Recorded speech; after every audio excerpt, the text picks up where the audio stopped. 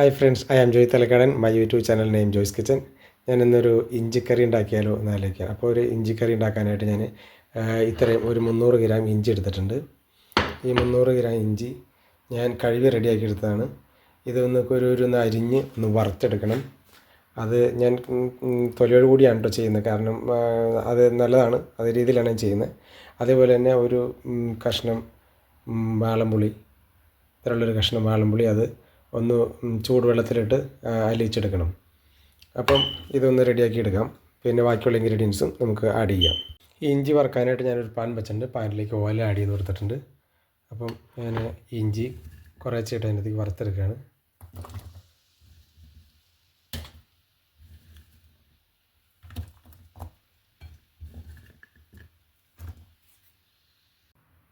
അങ്ങനെ ഇഞ്ചിയെല്ലാം വറുത്ത് കോരി ഇതൊന്ന് മിക്സിക്കകത്തിട്ടൊന്ന് പൊടിച്ചെടുക്കണം.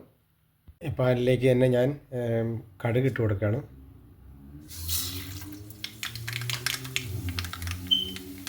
അതേപോലെ അരിഞ്ഞ് വെച്ചിരിക്കുന്ന ഇത്രയും പച്ചമുളകാണ്. ഒരു 10 പച്ചമുളക് ഇതുപോലെ ഞാൻ അരിഞ്ഞിട്ടുണ്ട്. വേപ്പിലയും ഇതുപോലെ ആഡ് ചെയ്ത് കൊടുക്കുകയാണ്.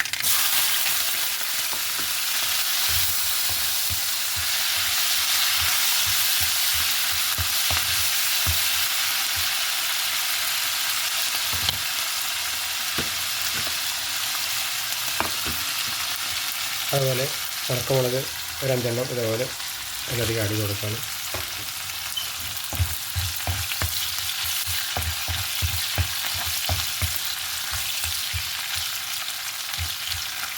ഇതിനകത്തേക്ക് പൊടികൾ ഇൻഗ്രീഡിയൻസ് ആഡ് ചെയ്യണം. ഒരു മീഡിയം ഫ്ലെയിമിൽ വെക്കണം കേട്ടോ. ഹൈ ഫ്ലെയിമിൽ ചൂടായതിനു ശേഷം മീഡിയം ഫ്ലെയിമിലേക്ക് മാറ്റണം.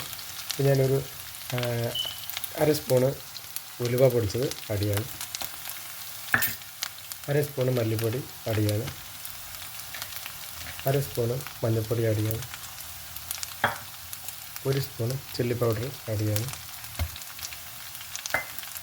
കായം 1/2 സ്പൂൺ കായം ആഡ് ചെയ്യണം.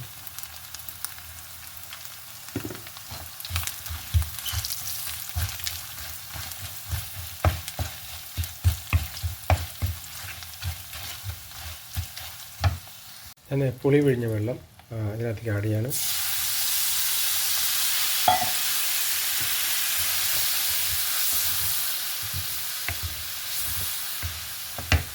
അതിനകത്തേക്ക് ഈ ഒരു വലിയ ഉണ്ട ശർക്കര, അതൊരു 1.5 കപ്പിൻ്റെ അടുത്തുണ്ടാവും. ഇത് ഇതിനകത്തേക്ക് ആഡ് ചെയ്ത് കൊടുക്കണം.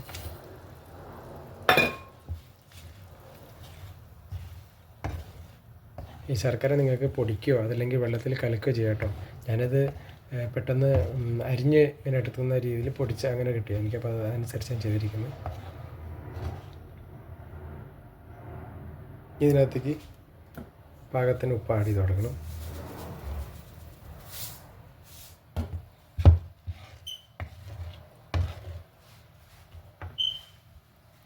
ഇനി ഇതിനകത്തേക്ക് ഈ പൊടിച്ച് വച്ചിരിക്കുന്ന വേണ്ട ഇതേപോലെ പൊടിച്ച് വെച്ച ഒരുപാടല്ല, ഒരു നോർമലായിട്ട് പൊടിച്ചിരിക്കുന്നത്. ഇത് പെട്ടെന്ന് ഇങ്ങനെ അരിയണൊക്കെ ഈസിയാണ്. അപ്പം ഇത് ഞാൻ ജിഞ്ചർ അതിനകത്തേക്ക് ആഡ് ചെയ്ത് കൊടുക്കുകയാണ്.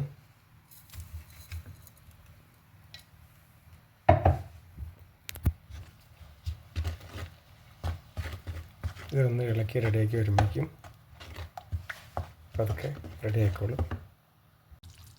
അങ്ങനെ പുളിയിഞ്ചി റെഡി ആയിക്കൊണ്ടിരിക്കുകയാണ്. കണ്ടോ,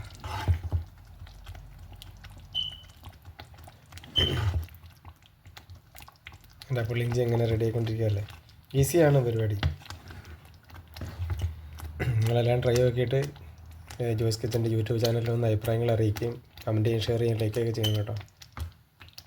കണ്ടോ, ഇഞ്ചിക്കറി അങ്ങനെ നല്ല അടിപൊളിയായിട്ടില്ലേ.